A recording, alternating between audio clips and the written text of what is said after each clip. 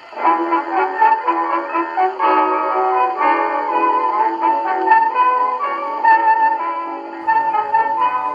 you for joining us for another episode of Off the Menu. I'm Vincent Franchini from Tumblr House, here with the religious and historical author, Charles Coulombe.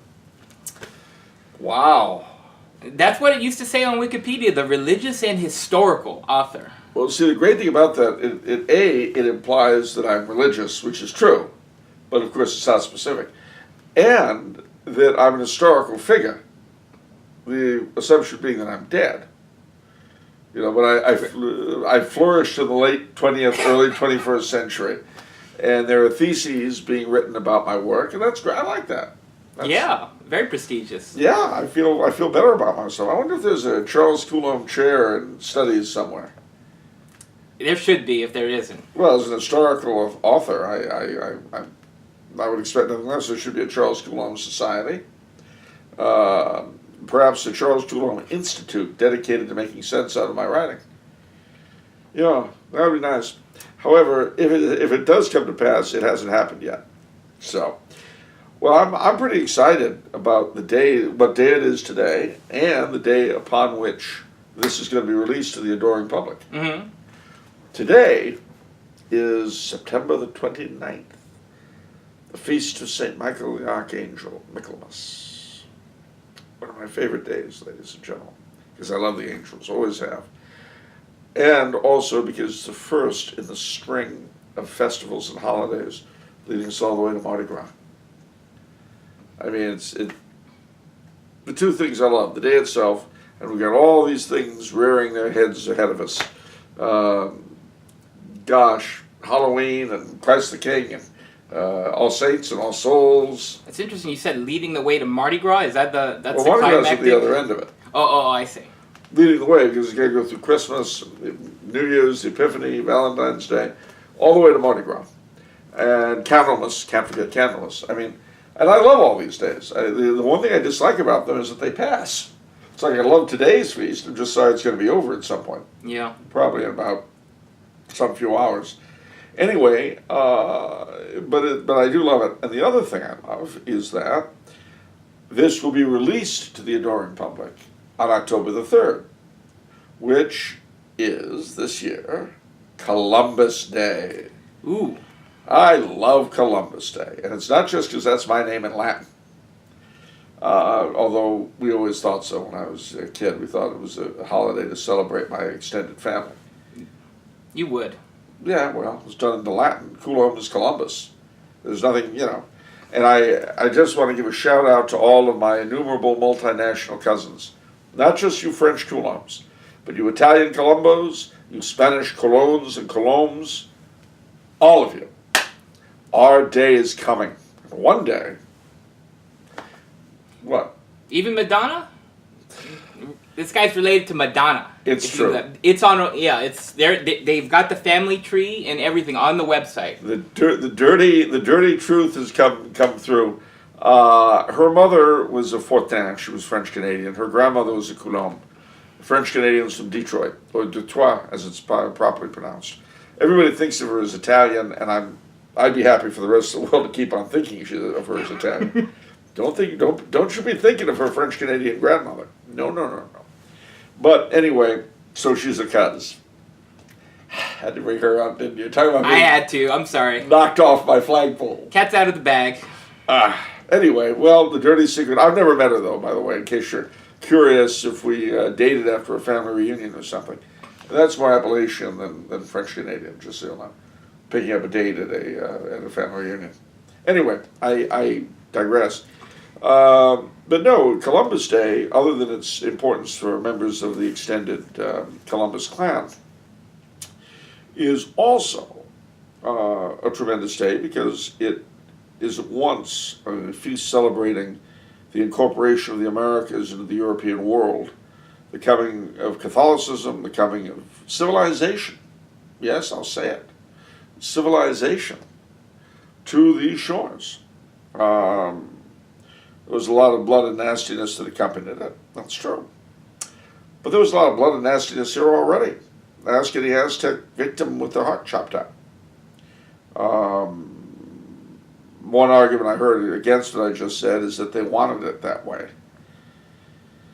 If they had wanted it that way, it's highly unlikely the majority of the Aztecs' neighbors would have joined the Spanish to put an end to them.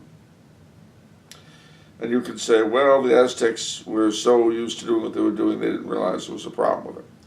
The difficulty with that is that they've found the remains of a party of Spanish colonizers, i.e., not just soldiers, but women and children. And they were all kept and sacrificed and eaten.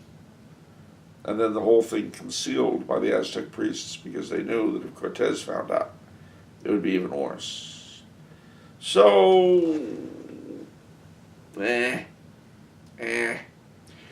No, ladies and gentlemen, I am happy for Columbus Day. It also celebrates the coming of the immigrants to this country. The Italians, who despite the fact that I'm happy to saddle them with Madonna, I really like, and the Spanish. Interestingly enough, do you know why it's Columbus Day? Why? Well, it's because it is the actual day, I think it's the 4th, not the 3rd. It's the 5th. Anyway, whatever it is. It's actually the feast in Spain of Our Lady of the Pillar. And she was the only apparition I know of Our Lady when she was still alive. What happened was that St. James the Great, the Apostle of Spain, was getting nowhere with the Spanish. And he was about ready to give up and go elsewhere. When Our Lady appeared to him, must have bilocated because she was alive, in Zaragoza, Spain, Caesar Augusta as it was then, on a pillar. And she said, persevere, and this will be a great Catholic nation at some point. So he did, and of course, long after his death, it was. And his tomb at Santiago de Compostela is one of the big foci of Spanish life and lore and custom.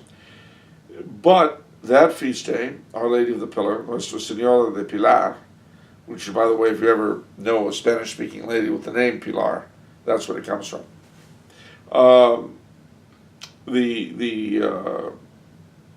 was the day in which Columbus promised his crews that if they didn't make land, they would turn around and go back. And he prayed to Our Lady of the Pillar that they would find land. And they did. And it's called Columbus Day because that's when they arrived. So I mention all this because Columbus Day is not simply Columbus Day. It is also the day of Our Lady of the Pillar. And it is the Day of la Hispanidad, which is the great Spanish-speaking world around the globe. Okay. Which I also like. Isn't it going to be? Isn't going to have a different title in the city of Los Angeles, the great city of Los Angeles? Yes. It's going to be Indigenous Peoples Day. And the City Council of Los Angeles, those kings of potholes, those masters of mismanagement, those bosses of bankruptcy, while unable to do their own job, I've nevertheless decided to rename the holiday. Now, I actually went down to testify against this. I was not able to speak because of the vast crush of people who had been bussed in to speak in favor of it. Literally, there were school buses all over the place. But I will tell you, ladies and gentlemen, what I would have told their high mightinesses, the sovereign city council of this great city, had I been allowed into their august presence.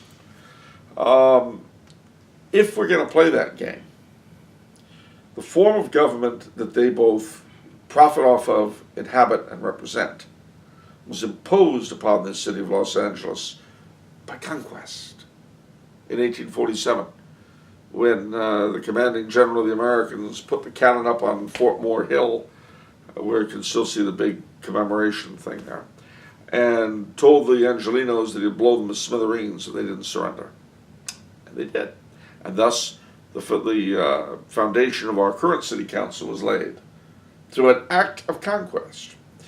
Moreover, the beautiful city hall building that they sit their little rear ends in, if you pardon the vulgarity, I know it's beautiful. It's gorgeous. I love it. Unfortunately, it's tainted by evil. Because if you look at the very top, there's a beacon that you can see at night. It was relit after 40 years by Mayor Reardon, and having been turned off for World War II when the Japanese were going to bomb us, but didn't.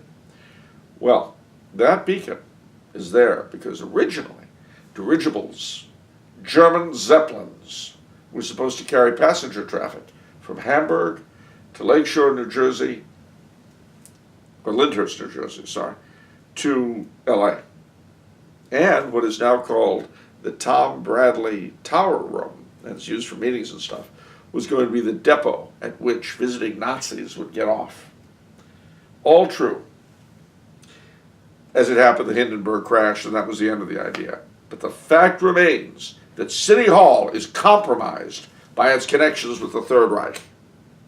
Not only that, to add insult to injury, Highway 110, the freeway that goes to the passenger freeway, that was built with the help of German advisors. Yes. And as you go up, not coming down, but as you go through the tunnels on the south side where generations of Angelinos have held their breaths as they drive through, you'll see the city's coat of arms done in fascist realism style.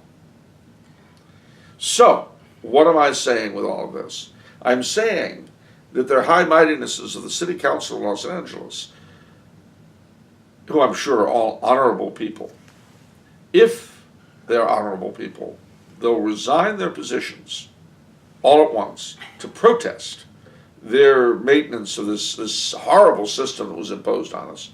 They'll blow up City Hall because of its connections with the Nazis and the tunnels on the 110. I am so scandalized. I would be. This is a combination of Yankee imperialism and Nazism. And the City Council are sitting on it. They might as well wear swastikas. You have one question. What's that? Fascist realism? Fascists have their own type of art school? Of course they have their own type of art school. Everybody does. I didn't know that. Well, see, you got to know more. Back in the 70s, during the build-up to the bicentennial, Channel 2 had something like It's What You Know or something.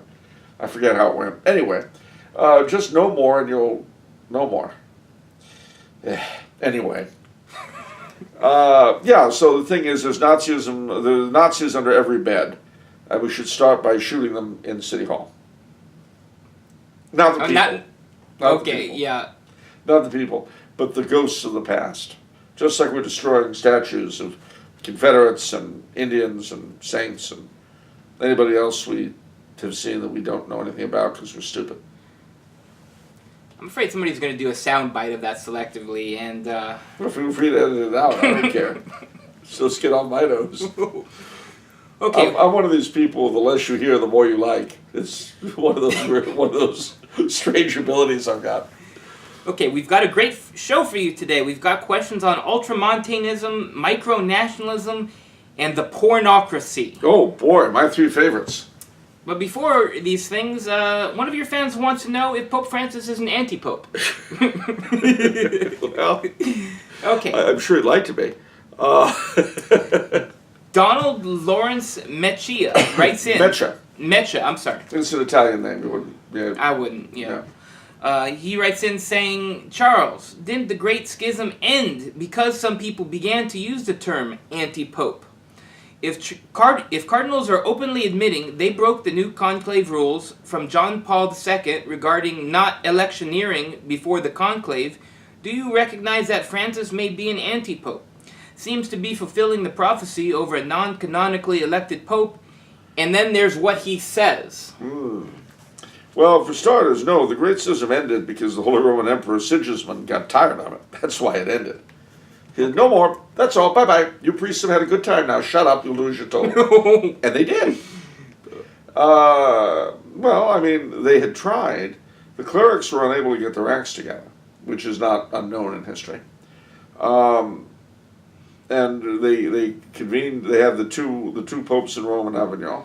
Then they convened a council of Pisa that was trying to compromise. This deposed both of the popes, calling them anti-popes, elected their own, and then you had three popes. And so the Emperor Sigismund looked at this mess and said, we're not doing that anymore. And he convened a council at Constance and said, all right, children, now we're going to sit down and play nice. one of the things you find in history is that if you've got an individual who both A, has the Catholic faith, and B, has power, there's a lot he can do. Funny how that works. Anyway, that was why the Great Schism ended. What was the question again? Okay, well, he says, if cardinals are openly admitting they broke the new conclave rules from John Paul II regarding not electioneering before the conclave, do you recognize that Pope Francis may be an antipope? Well, firstly, you have to presume that the cardinals, when they said that, were telling the truth. They might have been lying. What? I know. But see, Cardinal Daniels loves to boast about himself and how wonderful he is and how important he is. Maybe he wasn't as important as he said. Maybe he lied. He could have made it up. I don't know. And this is my point. It actually could be, but I am not competent to make that decision. A future pope will have to. I can't. Just as with the Avignon thing, with the Great Schism. Unless we have a Holy Roman Emperor willing to step up and straighten things out in Rome, we'll just have to see. Because no one can judge the Pope. And everyone, including Benedict XVI, acknowledged Francis as Pope. So what's to be done? What's to be said? I admit that Francis comes across like he's the sedevacantist sometimes. He might be the sedevacantist poster child, but in their recruiting campaign. Right. But it's not for me to say, in the immortal words of that great theologian Johnny Mathis. You won't give us a yes or a no. No, I won't give you a yes or no. I don't think he's the anti-pope. Okay. But even if I did, it doesn't matter what I think. That's true. I mean, part of the problem that we have today is that we're all so infected with the myth of democracy that we forget that there are areas where our views don't matter. Inherently, they don't matter. It doesn't matter that I think Francis is the valid pope. Why doesn't it matter? I already have, to paraphrase our Lord, I already have the prophets, the law and the prophets. I don't need to subsist off every word that drops out of the Holy Father's mouth at every interview. The church is not the mystical body of the Pope. You know, that's, you can understand that. We are in a historical period, like the Great Schism, like the Arian heresy, that is very, very trying. You know, these are the times that try men's souls, to quote that theologian Cardinal Payne. No, Thomas Paine was not a cardinal, I'm just being funny. Oh. No, that's actually from a Revolutionary era thing of his. These are the times that try men's souls. The summer soldier and the springtime patriot will not endure. That's the guy who wrote Common Sense? That's right. Okay. And he was a great unbeliever and a real dog, but that's another story. Thing is that you've got to understand, ladies and gentlemen, that so long as this man is wearing the funny clothes and sitting in the funny place and doing the funny stuff, there's no rival to him. You can say he was elected non-canonically, but who are you going to say that to, and based upon what? Hearsay from a worthless old man who recommended to the nephew of a pedophile who had been molested by his uncle, who was a bishop, that he should just sort of grin and bear it. That's Cardinal Daniels for you. So, no, we are not in a position to make this judgment.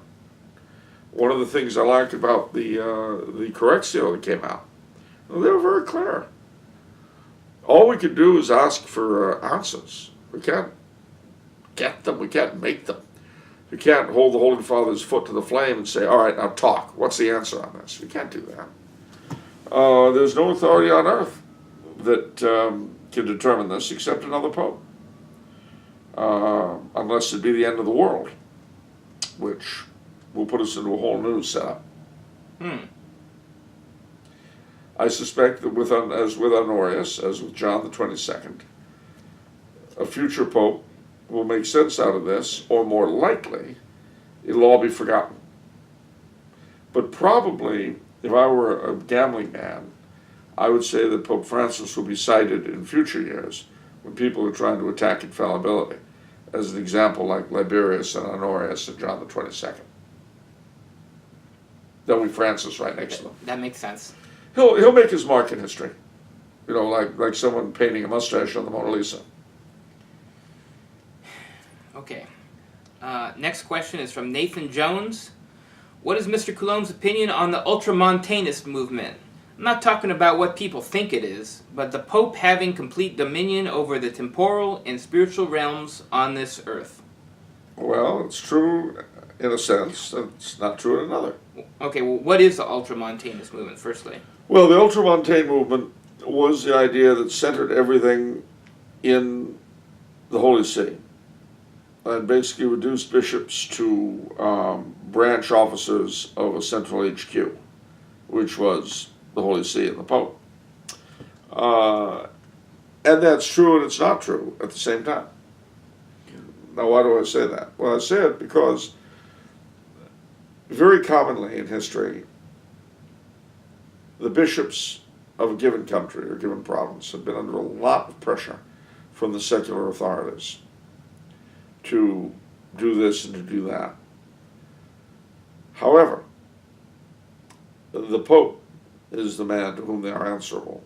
Not the king, not the president, not Congress, not the Supreme Court. At his coronation, the notion was encapsulated by the tiara being held over his head and him being told, "You are the father of kings and princes, the ruler of the world upon earth." That's true. But where it's not true is the idea that he can simply do whatever he likes. Because he can't. He can try, and popes have tried, usually with miserable results for themselves and those around them, but particularly themselves. They can't alter the moral law, though they can try, like Julius III, fellow I love citing. Julius III, who confirmed the election of an archbishop to a diocese in Germany, which insisted that diocese, which resulted in that archdiocese being lost to the church. And he knew what he was doing.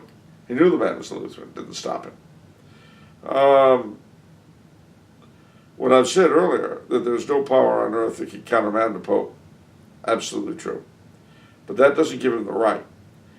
The thing you've got to bear in mind, though, is that when you study the history of the popes, you can see the hand of God in dealing with them. I had a particular favorite, one of the popes, whose name escapes me right now. He was elected. He went to bed, and the floor collapsed, and was killed in the wreckage. I've always thought that was a very inspiring story. In what way? Well, it's obvious. God's in charge, not the Pope. And if a Pope is allowed to stay in charge and is a burden to his people, that's a punishment to the people. You know, when you say God chooses the Pope, the Holy Ghost chooses the Pope, well, that's true. But that doesn't mean we get what we want. It can mean we get what we need, or worse, what we deserve. And the Catholic people have demonstrated, en masse, these past 50 years, that we're not really very interested in our faith. A mass falling away of people from it. How many parents of my generation or the generation that preceded us cared whether their children stayed Catholic? Cared enough about their education to oversee it effectively? No, not many. When the liturgical changes came and all sorts of rot was foisted upon them, how many said, "I don't think so, Father"? No, we're not doing that. Nah, not many. So, I would say we've gotten the Pope we deserve. It's not my idea of a good time, but again, I don't make that choice either. Okay. Next question is from Max Wild. My girlfriend has a question for Charles. She watched your Theology on Tap in Pasadena on Catholic Dirty Laundry. And she wants to know all about the pornocracy. How did they control Rome? I think she wants tips. Okay, I guess first we should explain what the pornocracy was. Yeah, let me explain that word. The pornocracy was a period of time, generally the 900s in Rome, when the papacy was controlled by, for want of better words or description, a dynasty of sluts. Yep, that's what the Theophylactic ladies were. They married sort of ineffectual Mr. Peepers types. They took popes as lovers. They even gave birth to a few. And they ran the papacy for almost a century. Interestingly enough, during this time, the Patriarchate of Constantinople had no problem with that. Yeah, indeed. Rolling eyes, yeah. I don't understand. Why? Why had they no problem? You would have to ask them. But what's interesting, as Vladimir Soloviev points out, is that it wasn't until you once again had men of apostolic character on the throne of Peter that you began to have arguments with Constantinople. Oh, okay. Which is something for all of us Catholic and Orthodox alike to think about. But at any rate, that was the pornocracy. It was a terrible time. Absolutely terrible. Again, it was put an end to by a series of Holy Roman emperors by the names of Otto the First, Otto the Second, and Otto the Third. Yeah, that's what they were called. Okay. They ran a joint called the Automat. Yeah, you knew that was coming, didn't you? The Automat. Yeah. Anyway. No, seriously, ladies and gentlemen, that was the pornocracy, and it was a horrible time in the life of the church. Interestingly enough, though, one of the worst of the pornocrats, if I may call him that, John XII, attempted to sell the papacy several times, laughingly pocketed the money and said, but of course you can't. Was killed in his mistress's arms. Actually died in her arms. He'd already been assaulted by her husband. And then, was just not a nice person, basically. But, and here's the big but, he confirmed the Charter of Cluny, thus unwittingly setting the stage for a reform of the church. So, that is the pornocracy. Now, as for tips... Can I ask one quick question before the tips? Why did he try to sell the papacy? Was he in need of cash? Yeah. Wants some dough. Why did you try to sell anything? Have you ever sold anything on eBay? Yeah, but I'm not the Pope. Well, that's why he didn't use eBay, probably. Wow. No, he wanted money. It was a con game. I mean, but he couldn't really be wanting for money, is my point. Yeah, why? he could. Because they were out of money. Listen, you got to bear something in mind. The Holy See in those days was responsible for feeding the people of Rome. It was responsible for maintaining an army. It was responsible for all kinds of things that temporal rulers do. So what happens when you run out of dough? Well, you go for loans. But what if your credit's no good? Well, then you've got to sell something. What if you don't have anything to sell anybody wants? Well... Okay. He was a great believer in good living. Good times. The high life. Yeah. He enjoyed himself. Okay, so I'm sorry. You were saying about the tips for his this girlfriend. is a family show. Yeah. So all I can tell you is that how do I say this nicely? Feminine wiles. Feminine wiles. Mm-hmm. And if you're married, matters pertaining to your immediate health on any given evening. I don't know what you're speaking in some sort of Masonic code. I don't understand. Sometimes women get headaches. Oh, okay. It's all right. We'll leave it at that. Okay, sometimes women get headaches. Okay. Mm-hmm. Okay. That was how, she wanted tips. That was the sort of thing that the Theophylactic ladies used to dominate their men. They faked headaches. Yeah. They got headaches. Yeah, Okay. at inappropriate times. Okay. Our next question is from Max, tell your girlfriend that was a no-no. Go ahead. Next question is from Donald Goodwin. Why were things like the Assumption of Mary and the Immaculate Conception infallibly defined? Why is it necessary we must accept these teachings? Is it solely because the Church affirms it? I don't quite understand why belief in the Assumption is necessary for my salvation. Good question. Well, the answer is the Church defined them because they're objectively true. That's the first thing you got to bear in mind. The Church, things are not true because the Church teaches them. The Church teaches things because they are true. Right. Our Lady was immaculately conceived. That is to say, she was conceived without stain of original sin. And she was assumed body and soul into heaven after her death. Now, why is that important? Well, it's important because, number one, it shows us something about the nature of our Lord himself, since she was his only human parent. Secondly, it explains why we are obligated to pay such great honor, such hyperdulia to Our Lady. It's essential to salvation because the Church says it is. And here we go back to something I said earlier, is the great mythos of democracy that we've all brought into ourselves. St. Augustine said he believed the Bible simply because the Church taught it. I believe what I believe because the Church teaches it. One of the worst mistakes modern people love to make is the whole, oh, I can't believe in a God who would... Stop. Who cares what you believe in? I'll bet you're one of these people who couldn't have believed in a Jupiter with 12 moons. Smart guy. Well, you know it'll be different now. How could there possibly be 12 moons for one planet? That's nuts. But that's science. See, science taught us that. You know, see, there you're admitting a distinction I refuse to. That science and religion are separate things that have nothing to do with the same reality. Oh, science and religion are at war. Are you kidding me? Only at war. They're only at war if either or both the scientist and the religious person are stupid.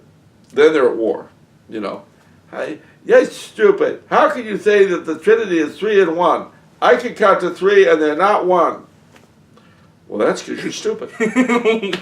So, you know, our medieval ancestors were a lot smarter than we are in so many ways, despite the fact that they didn't have the internet. Oh, well, modern scholars would disagree with that. I know, they would, if they exist.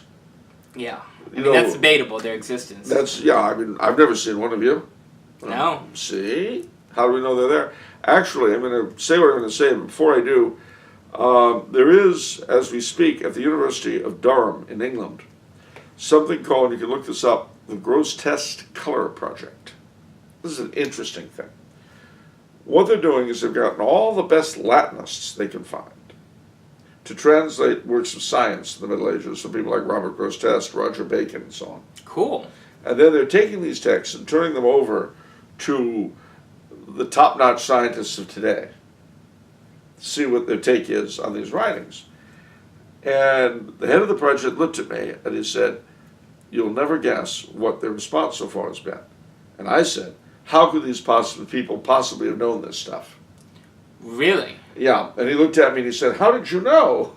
Yeah, indeed. It's because I'm an historian and I have an idea about these things. The truth of the matter is, ladies and gentlemen, I believe that I may understand, credo ut intelligam, as St. Anselm tells us. Without faith, you can make no sense of the world around you.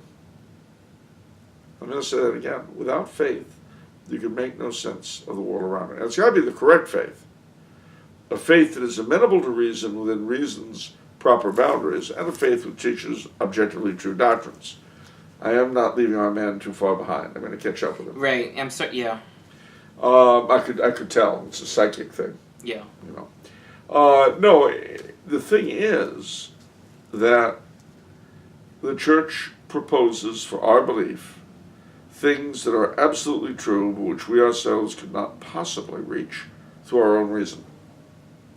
Not because they're unreachable or unreasonable, but because our faculties are so stunted. I think on this show before I've used my little simile of the little ant that somehow becomes intelligent, and then is walking along your linoleum floor and notices all the straight lines. So, oh, there must be some intelligent design at work here. Well, that much you can figure out. But of the nature of a kitchen, the people who are making their meals there, the reason why food occasionally just drops down in front of her. Where'd that come from? She can't see. All she knows is that every now and then a piece of bread or meatball or something lands in front of her. There you are. Now, is this a natural occurrence, or is there some divine intervention behind it? She doesn't know. They need a council of ant philosophers to decide what could possibly be. Get their little feelers together and discuss it, because they're so bright and stuff. But in terms of the life of the family that's going on, forget it. Yeah. You know, the husband who goes to work every day, the kids go to school, the wife stays home, eats bonbons, and watches Days of Our Lives. Well, maybe not. I don't even know if they're still on the air. But anyway, none of this stuff could possibly be understood by the little council of ant philosophers. And that's how we are. And we think that we're so smart.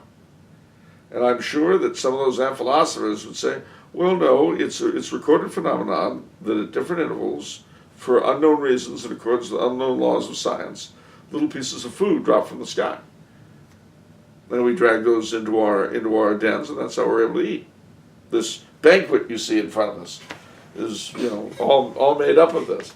I mean, you could draw the analogy out as grotesquely as you like, but the fact remains is that's the position we're in. So why is my salvation dependent upon my believing what the church says? Because God said so. The church tells me that God said so. I've accepted the church's claims thus far, and for me to suddenly stop and say, oh, I can't accept that, I find that unreasonable. Well, that's too bad. My little reason is not big enough. Now, don't get me wrong. Reason is a wonderful thing, and within its boundaries, in those areas where it's competent, as with the ant building her nest, it's great. But it doesn't serve us at all beyond a certain point. And, the contrary is true too. If the things of which we accept as a matter of faith are objectively real, then they should leave some kind of an imprint behind, and they do. Taking the virgin birth, for instance. All the Eucharistic miracles that we've had, all 5 in the past 25 years, they reveal that DNA is present in those samples of wine that have turned to blood and flesh, or bread that's turned to flesh. But that DNA can't be mapped because it's only a single strand. You need 2 strands, and that comes from having 2 parents. This DNA samples have only 1 strand, implies that the donor of that DNA had only 1 parent, which of course, as we know, is impossible. And yet it is. I love your telling of that. One of the things you said is that the church sent it to the science lab blind. Yeah. And they're like, where did you get this blood from? We can't map it. Yeah, and it was a very upsetting thing for them. And that is the standard, by the way, the standard thing with all Eucharistic miracles that, certainly in the past 25 years, when the church investigates something that's claimed to be a Eucharistic miracle, and more of them, by the way, have been knocked out of the running than accepted, because there are a lot of things that can cause phenomena like that. But whatever the case, I mean not the turning into blood, but appearing to turn into blood. Bacteria and things of that nature can sometimes cause that appearance. And that's why they send this stuff into a lab. But they never tell the lab what it is. It's blind. Then the lab look at it, and if it's the real thing, they're always a little bit confused and wonder where the sample could possibly have come from. But anyway, there you are. I do have one question, just just curious. The Illuminati. Wow. Well, that would explain it. No. You said there's a society going back and translating the Latin from medieval scientists like Sir Francis Bacon and such? Roger Bacon. I'm sorry, Roger Bacon. And Robert Grosseteste, yeah. What took them so long? I mean, people knew Latin back then. How was that ignored for centuries? Well, it was ignored for centuries because, you know, scientists, I hate to break the news, but like everyone else, they're human beings. And how do I put this? Up until World War I, certainly maybe World War II, educated people knew Latin. Right. Now, of course, we're so much stupider, so we think we know more, which is kind of a contradiction, but we'll leave it. But people specialized. And of course, because of the Protestant revolt and the Enlightenment, the idea was that that sort of thing was not worth reading because it was from the ages of superstition. Well, see, okay, let me rephrase my question. See, because I wasn't asking so much as because I know we don't know Latin anymore, but in the centuries prior. Well, they did, but as I say, in England and Germany and places like that, Protestant scientists who were at the forefront, they wouldn't bother reading that stuff because as far as they were concerned, it was all alchemical superstition and not worth reading. Okay, so enough time had passed and the scientists think, we're so far advanced now, Yeah. that this is going to be gibberish. Yeah. Okay. And, I mean, it was basically arrogance, I see. scientific arrogance, which I hate to shock you, but scientists, too, are capable of arrogance as a class. Not unlike the proud members of the Academy of Ant Science. Who, even as we speak, by the way, are denying the existence of man. Wow. Okay, Are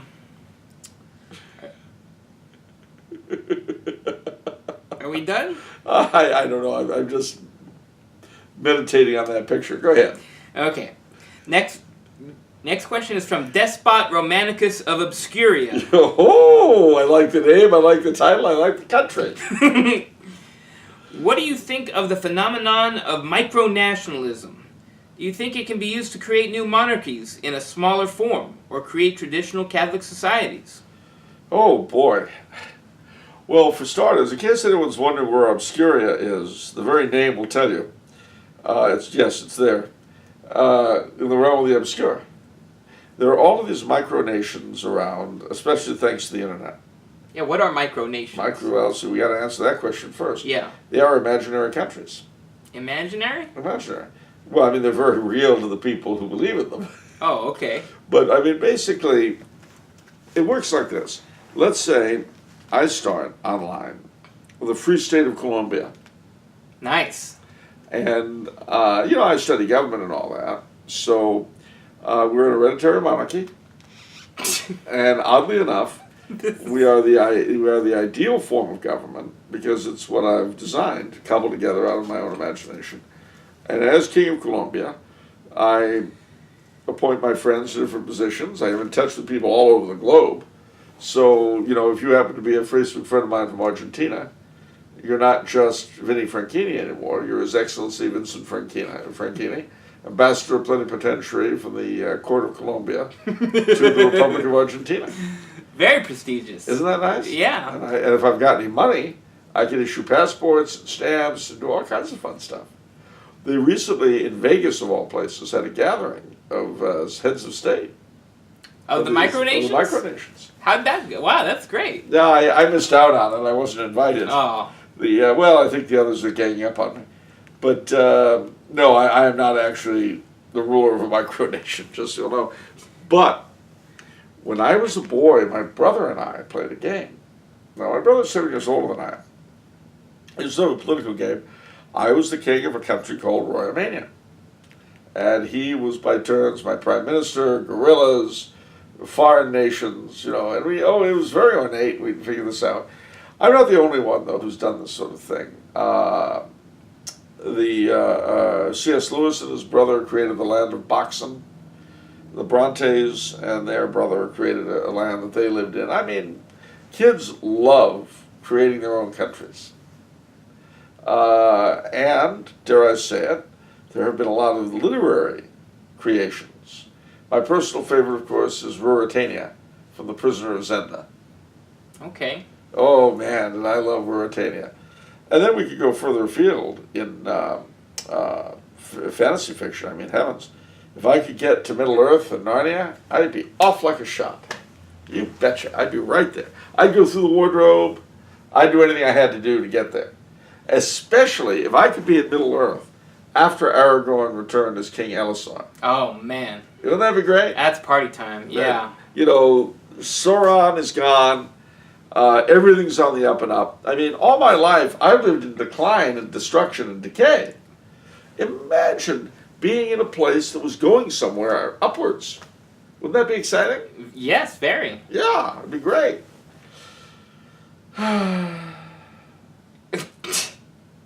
But no. Instead of being able to take the trip to the Shire from Minas Tirith along the King's Way, I got El Camino Real, the highway of the King. I live in SoCal, in the city of Monrovia, in the county of Los Angeles, in the state of California, in the United States of America, in North America, in the Western Hemisphere, on planet Earth. Really? Really? Why can't I make up a country that I'd like? It would be perfect. It would be. It would be. The problem is, it wouldn't be real. Be real to you. Well, yes. But you know what that's usually a synonym for? What? I know it's very real to you. That usually means that the nice men in white coats are going to help you into your new room. Oh, and look, the walls are soft. So's the floor. You can bounce all you want. No.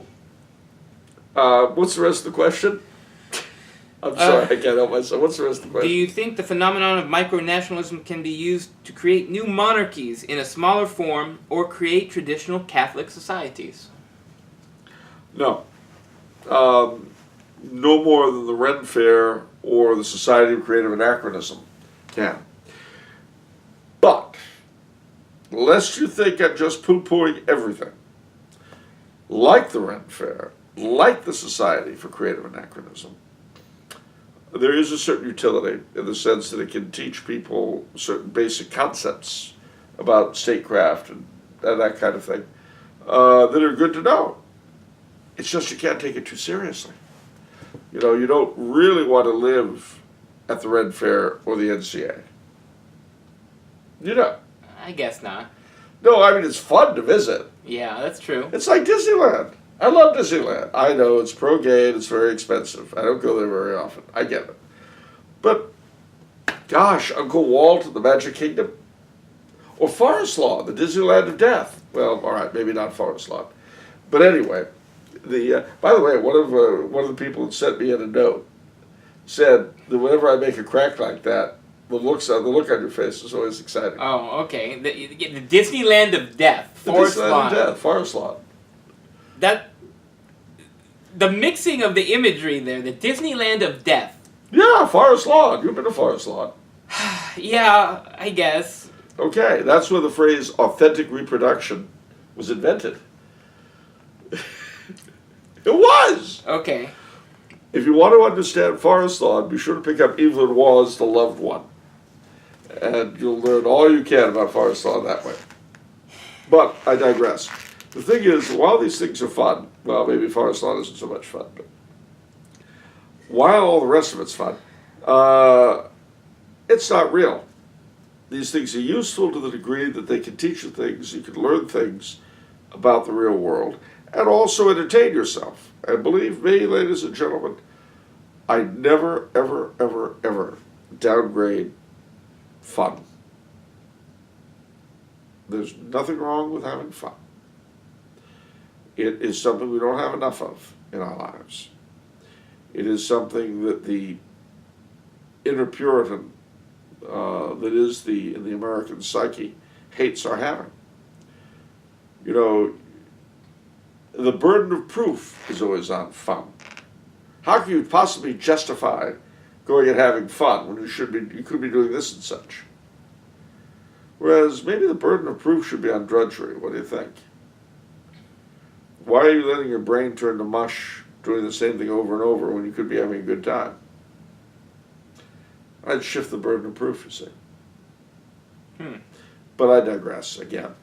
So that's my answer to the question of micronations. They have a certain utility in the sense of, like the SCA, like the Ren Fair, in teaching you in a way about times gone by. But in terms of being the beginning of anything effective, I very much doubt it. And they are, they certainly, for the participants, they're like LARPing. I mean, for the participants, if you enjoy it, have at it. Just don't mistake it for the real world. That's all. Okay. Next question from an anonymous gentleman. I know things like witch burnings and slavery were banned and allowed by papal decree and authority. What is materially stopping a pope in the future from reestablishing these practices? Would a Catholic have to go along with these beliefs if a pope declared them to be okay and necessary to do again? Well, firstly, it's always important to bear in mind, as with slavery and witchcraft, or as today, the death penalty and the environment, which are areas not strictly speaking part of the deposit of faith. The popes are very much influenced by what's already going on. No pope brought in slavery. No pope brought in witchcraft. No pope brought in environmental concerns. No pope brought in the death penalty. These things have been and are pre-existing realities about which the popes make decisions. Very important to understand that. Slavery has been with us since the beginning of time. It's with us today, though we try to pretend it's not and we ignore it. And I don't just mean the sweatshops in downtown LA that are turning out tons of cheap material for designer companies. I don't mean that at all. I thought they go to Malaysia for the sweatshops. Well, we have sweatshops here, don't you kid yourself. I didn't know that. Every now and then they'll have raids on them. I mean, but there's also traditional black slavery in North Africa. Really? Oh, yes. Yes, indeed. Practiced among the Tuaregs and the Arabs of the North African desert. The people they call the Haratin. How did Obama never talk about that? Because he wouldn't have been able to do anything about it. What's he going to do, send in the Marines? And that's totally one of the hot button things the United States represents, and they don't even talk about that? Well, no, because we'd be shown up for the frauds we are. What are we going to do? Send in the Marines to attack the Tuaregs? Gosh. Wow. Do you think we're going to do that? I don't think so. And of course, no politician wants to come out and say, there's an existing evil in the world, but because it's the nature of a fallen planet, there's nothing I can do about it. Think he's going to say something about that? Well, I mean, sometimes they speak out on things that they don't always can change. Like they spoke out against Russia, Putin's social conservatism with the homosexual thing. Well, so why can't they at least give lip service to the North African thing? Possibly because Putin's gay thing was more important to him. Also, don't forget that these slaves are held by Muslims. Oh. Okay. Now, the Anti-Slavery Alliance is still very much with us, though. The oldest abolitionist organization in the world. You can look them up, and I'm all for the work they do. So, help them out. And of course, there are lots of other slaves. I mean, children and women and teen prostitutes are very often traded. Some of the porn actors and actresses are traded. I mean, there's immigrants. You know, these people the coyotes bring over are slaves. At least as long as the coyotes have them. What are you talking about? Well, you know what coyotes are. No. There are these agents south of the border who will offer to bring people into the United States. Well, these guys are very often not pleasant people. They'll bring over tons of would-be migrant workers. And they may do terrible things with them, because you put yourself entirely into these people's control. So if they're women, they can be sold into prostitution. If they're men, they can be stuck working on a ranch somewhere. I mean, they're not all like that, but a lot of them are. It's a miserable thing. And for that matter, you look at areas that the cartels run in Mexico, or that some of our gangs run in our major cities. The people who live under their rule are a little more than slaves.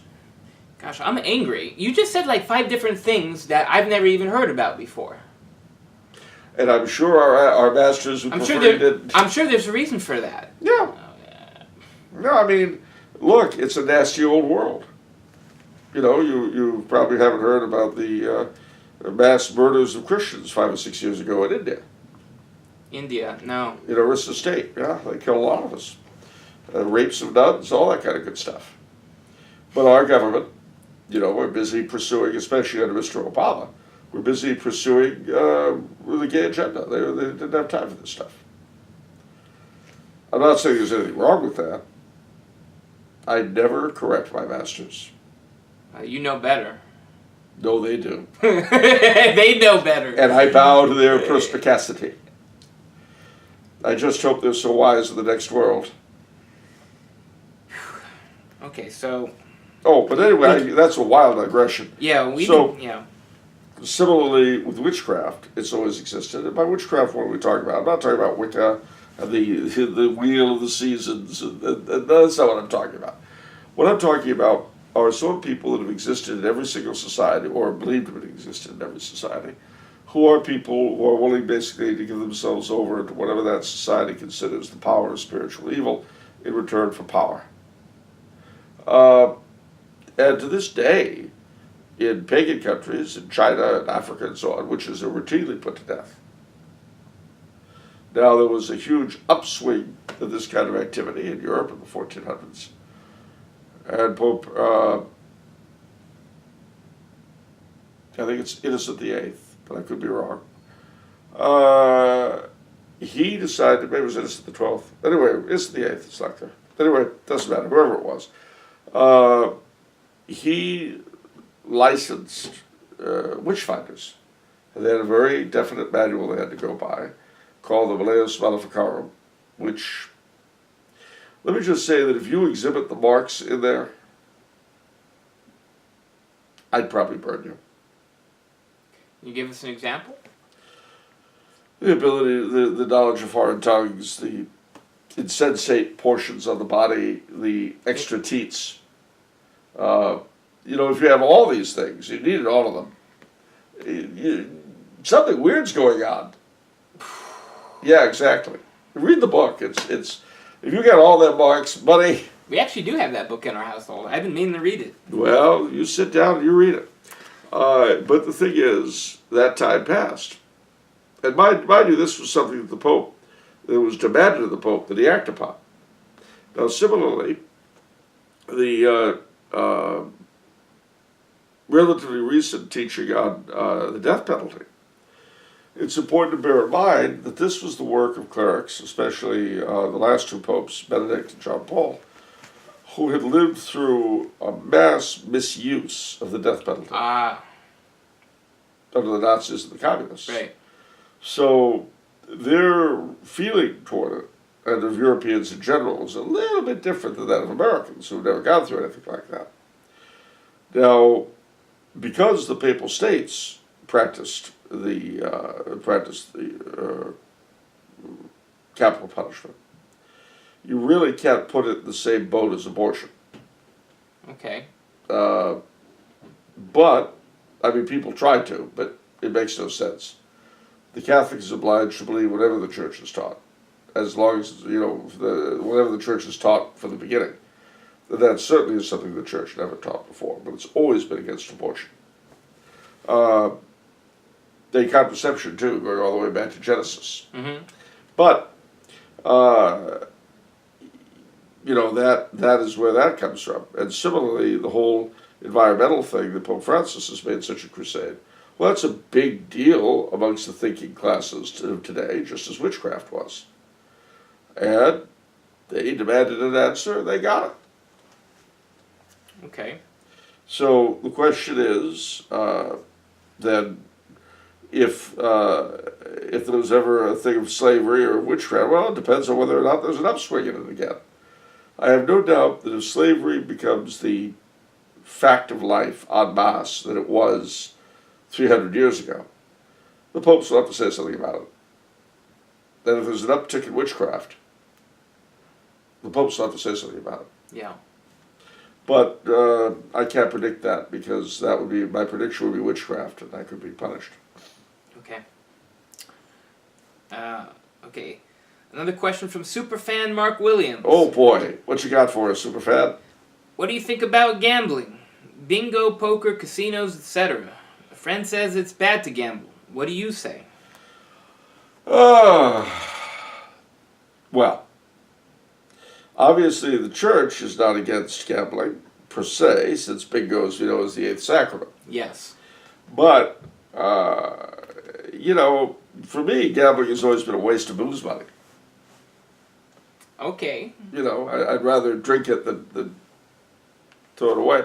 No, I mean, gambling is like anything else. It's so long as it doesn't become an obsession and you're not gambling away the family's food money, there's nothing wrong with it. But if you have, like as with booze, as with various other things, if you have the sort of addictive personality that destroys itself, then it's not a good thing for you. Okay. So, I mean, I'm all for your drinking unless you're drunk. I'm all for your smoking unless you've got lung cancer. You know, I'm all for you doing whatever as long as it isn't destructive. Okay. But there's nothing inherently wrong with gambling. It's not inherently sinful. No. It can become so. And some things are not inherently sinful, but it can become sinful really easy. Really easily. But a lot depends on what you yourself are tempted to. So, for instance, if you're completely immune to for whatever reason, maybe you borrowed St. Thomas Aquinas's girdle of chastity, but you're completely immune to the allurements of the opposite sex. Okay. But the guy next to you is just, you know, a total lech. Okay. Naked girls dancing around you don't have the same effect they have on him. Okay. I see. Okay. You're not tempted. He is. What was that? The delectation. The delectation. There you go. Somebody's been reading. I read recently How to Resist Temptation. Yeah. It's by priest, and that was one of them. The delectation of the sin. Yeah, and the thing is, you're not tempted by what you're not tempted to. Right. Okay. What's this Thomas Aquinas girdle? Oh yeah. Tell us about that. I want to know about that. So you want it, is what you're really saying. Okay. That's pretty cool. No, it just sounds really cool. Well, it was. What happened was that his brothers did not want him to become religious. So they locked him into a room with a prostitute overnight. And he prayed to the angels and saints for help. An angel appeared and put this girdle around him. And ever after that, he felt no lustful desires. Wow, that's incredible. Yeah, well. That's awesome. Yeah, there you go. Great. Let that be a lesson to you, ladies and gentlemen. Wow. Okay. There's a tip, by the way, for Max Wilde's girlfriend. What's the tip? Get a girdle? What? No, don't get a girdle. Oh, don't let him put one on. Okay. Okay, last question. Yeah. From Andrew, who wants to know, how can we effectively argue against liberals? Well, a lot depends on a lot of different things. Firstly, if they're in charge of you, you can't. Right. You're just a victim. Right. Offer it up. You're a victim soul. Secondly, a lot depends upon the individual you're dealing with. I mean, some people are reasonable, some people aren't. For myself, and this is because I'm basically kind of an absurdist, I'll always take their point of view and then run with it. I've started to do that because I love that. It's so fun. You get to characterize the absurdity of their argument, and they can't really say anything. But they can't disagree with you. Yeah. Well, but you said, and you meant what you said, so therefore... Yeah. Well, I didn't mean it like, well, what do you mean you didn't mean it like that? That's how it works out. I love that. Well, it doesn't have to work. No, it doesn't have to, but it does. Yeah. It does happen that way. Well, just because removing the threat of punishment may allow people to go crazy and do whatever they want, doesn't mean they will. No, you're right, it doesn't, except that they do. So, I like the argument for the absurd a lot. Yeah. Then you will find, however, reasonable logical liberals, they do exist, although like reasonable logical conservatives, their number gets ever fewer. Yeah. And there, you could basically have a discussion the way you would with anybody else. You set up your stuff, they set up theirs. You explore your differences, have a drink and forget it. Yeah. Yeah, I think, it's easy. One of the things I've been personally trying, because I always get into arguments, and they're exhausting, and I read St. Francis de Sales' Finding God's Will for You. Also, not St. Patrick Madrid. Patrick Madrid. I'm jumping the gun there. Gosh. If you're listening, Pat, I don't know if it's true, but I hope so for your sake. Anyhow, he took a lot of his stuff from St. Francis de Sales as well. Anyhow, the St. Francis de Sales makes a point where he says, he was actually talking about something else, but he says, he says, the greatest gift, if given to an enemy, it will be discarded. If you give him a gift. And so I apply that to an argument. If you set yourself up as an opponent and it gets nasty, everything that you're arguing for is going to be rejected because you've set yourself up as the opponent. You're the enemy. Exactly. And the other thing, too, you've got to bear in mind is that when people are emotionally wedded to something, right, there's no point. That, too. I mean, if somebody's dad was a drunk and ruined his early life, then you come in talking about how wonderful the new Beaujolais is, you're going to be sorry.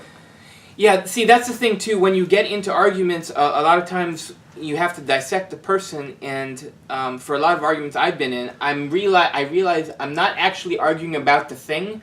I'm arguing, what I'm really fighting against is this particular person's trust from a mentor. Yeah.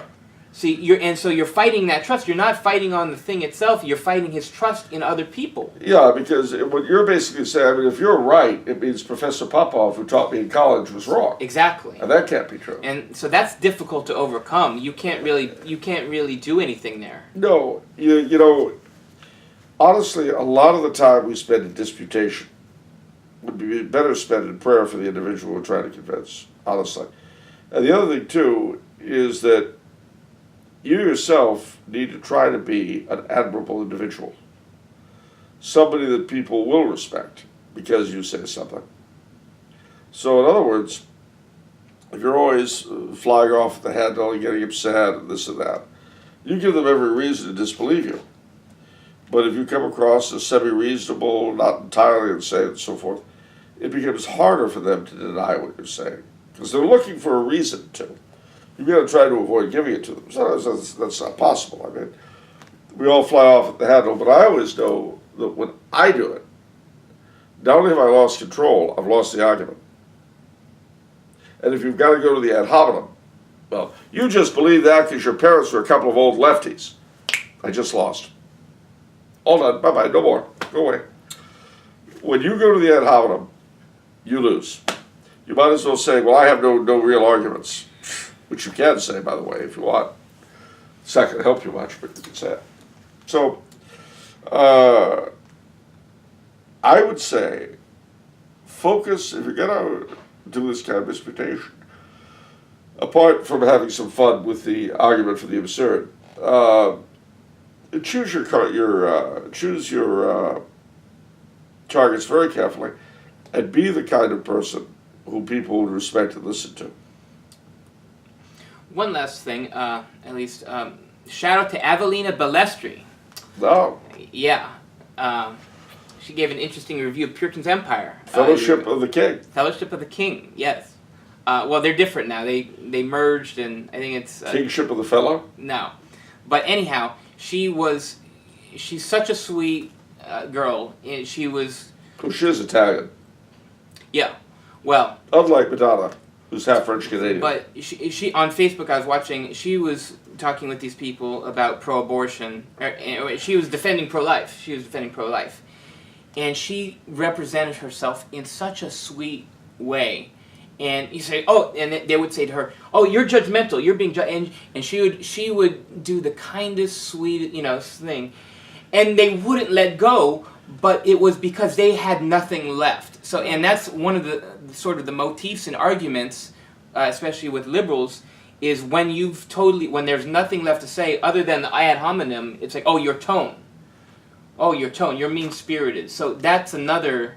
Well, they're putting the mental in judgmental. Yeah, and so one of the things too that I always fail with the tone because it's hard to keep your emotions down. But that's another thing, you don't want to give them that out, but they'll still take it anyway. Well, they will, but remember also, very often when you're discussing a point with someone like this, it's not really for them. You're playing for the audience. That too. So, these things require a lot of thought. But I go back, though, to my first point, which is, if it's somebody in charge of you, somebody with authority over you, like you're a seminarian, leave it alone. Don't. Because they're your boss. They know everything. They're wonderful. If they weren't wonderful, why would they be your boss? Hmm? So, it's like the old joke, this employer just gets really annoyed at one of his employees. He blows up and he says, you're worthless, you're scum, you're nothing. And the employee looks and says, so that makes you boss of nothing? And that, ladies and gentlemen, remember, they may be on top, but even on the bottom, you've got ways to deal. Oh, I'm so sorry it went that way, sir. We all were just doing what you told us. It is funny how payback can be. Yep. One of the things they told me when I was at my alma mater, the New Mexico Military Institute, was that you may arrive at your first platoon with those butter bars on your shoulder, and the men will salute them. But God forbid you come in, I'm Lieutenant Coulombe, and from now on we're going to do things my way. Oh, they'll do them your way, all right. Oh, yes. Until you wish to God they hadn't. The smart man goes into a new setup like that, gets the lay of the land, doesn't throw his weight around, sees how things really work. And that is the difference between a happy leader and a boob. Unfortunately, today, a lot of our leadership are boobs. Okay. That's it for this episode. If you enjoyed listening to Charles, please subscribe to the Tumblr House YouTube channel. If you'd like to send Charles a question, you can just click the button on our end screen. See you next time. Happy Michaelmas, happy Columbus Day, and despite everything, just kick back, enjoy the autumn.